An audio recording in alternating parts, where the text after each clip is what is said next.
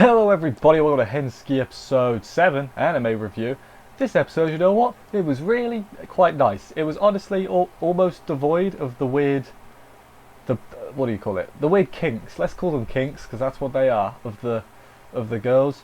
There's a little bit, but you know, for the most part, this was played just like, sort of like just a normal harem, not even a harem, just an anime romance anime, school romance anime. And that was quite nice. I'm sure next week we'll get back to the regularly scheduled programming because in the preview they were talking about the police a lot, so someone's getting arrested. Probably the main guy. Keiki? Is that his name? Keiki? What's his name? I've written it down so I know. Keiki. I was close. Keiki. Anyway, let's get on with this episode and see what on earth happened. Episode opens up and he's with Shoma, the friend, and Koharu, the not Kohai. Not Kohai? That's a good way to put it. She's a senpai, but she's whatever. The lolly. Let's go with that.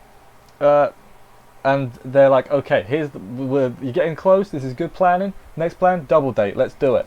And so now he's got to pick which of the girls he's going to invite. And he's like, okay, let's deduce which one. Not you, and not you. I guess that leaves you. So he goes with senpai because literally process of elimination. It was quite funny seeing him go through the different scenarios. I thought that was pretty funny. Process of elimination. They go bowling. Love bowling. Me and my mates go bowling all the time. It's a real good time. He tells senpai the plan. He's like, okay, here's what's going on. So just so she doesn't rat him out, basically. Then she decides, hey, loser's going to get a penalty, and also third place is going to get a penalty as well. I don't know why third place would get the penalty. That was a bit of a weird. I guess it was to help. I don't know. First place decides all this, by the way. Koharu's actually good and ends up winning the bowling, whereas senpai comes last. Third place is Shota, which is, you know, how convenient. Senpai just got some doodling on her face saying like big boobs or something. That's hilarious stuff. Hilarious content. Meanwhile, Koharu's filming the whole thing as well. There's like a secret camera poking out of her bag. I'd like to think they would see that, but honestly, if it was me, I don't think I would. I wouldn't pay much attention to it. Shota asks about the hoodie again, and she's like, it's because small boobs. And then he's like, oh, like that. He gets punched in the gut. Koharu wins, as I said, and she's like, hey, can I call you Shoma-kun? And he's like, duh, again. That's his heart stopping, briefly. That's exactly what it looked like, too. I can't do a better job than that, really. But yeah, this whole bowling bit, I liked it.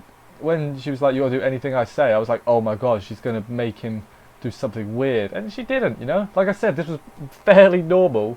There was just like little bits, like senpai was being weird about being a pet earlier, and Keiki like no sold it. It was like, no, we're not doing that. So that was good. But yeah, what happened next? Back in the club room with Keiki, she's already deleted the photo because the day he agreed, she was like, well, he's not going to betray me, so she just deleted the photo. How nice. A lot of trust there.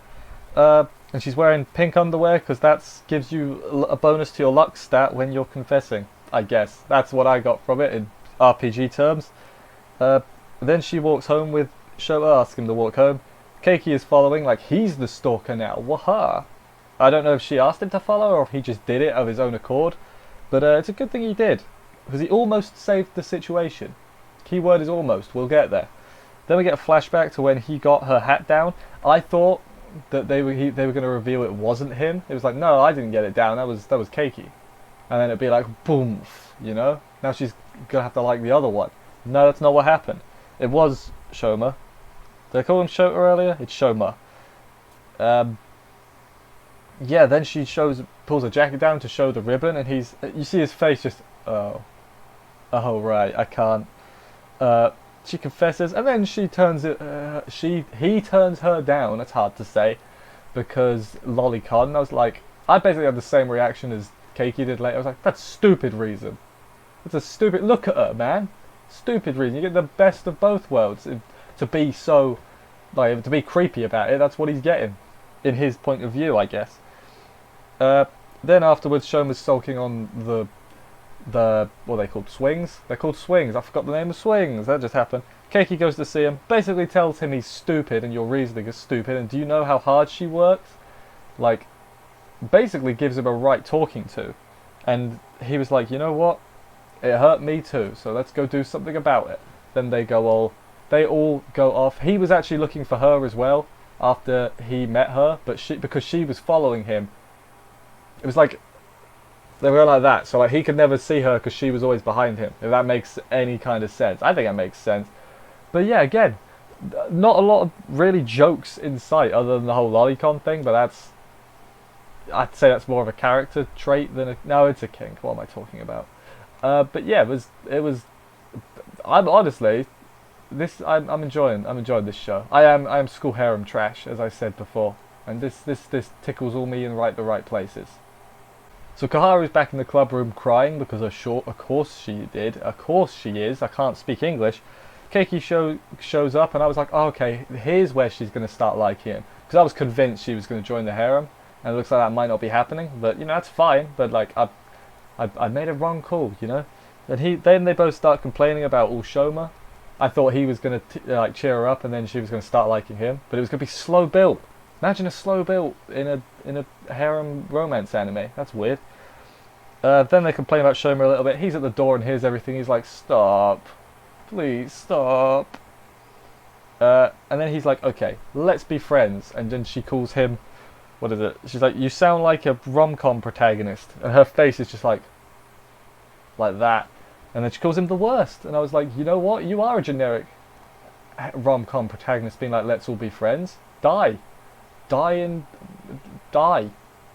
But yeah, then she's like, no, just kidding. Let's be friends. Yay, hooray, everything worked out, they're all friends. He turns the light on and discovers the wall of photos of him, the stalker wall, as I've come to call it. He's like, you know what? Maybe I can't go out with you after all. Maybe that's off the table now. And Keiki's like, you know what? That's fair. I understand that. Which, well, that was where he ended. Like I said, like other than the ending with the stalker wall and everything, the rest of the episode played just pretty normally in the grand scheme of things. But then the stalker wall happened. It was like, oh, there's the punchline. There's our resolution. Ruined. But yeah, there was some funny jokes. Like when she said, "You like a rom-com protagonist?" I was like, yes, girl. I agree with you.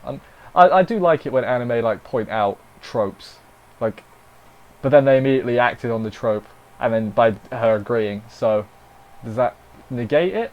I don't know. I'm enjoying myself loads, as you can't tell. I'm really enjoying watching this. Maybe it's because it comes out earlier than everything else. I think it's 1 p.m. for me. I don't know American time zones. Was it 8 hours back? I don't know. It's too much effort to figure out. But yeah, I'm really chuffed and happy with this. Like I said, next episode, I think he's going to lose the panties, because the episode's called like Prince Loses the Panties. So either his sister's going to find the panties, or someone's going to find the panties, and then they're going to threaten to call the police, because obviously they didn't leave the panties. We don't know who did it yet. I think it's got to be the sister, right, or the teacher. I'm still got a gut feeling it's the teacher. I can feel it in my bones. I don't know why, but I can feel it. But anyway, thank you everybody for watching. I hope you enjoyed this review. If you did, consider subscribing for more reviews and anime other stuff too. Thank you everybody for watching. I will see you next week, and bye guys.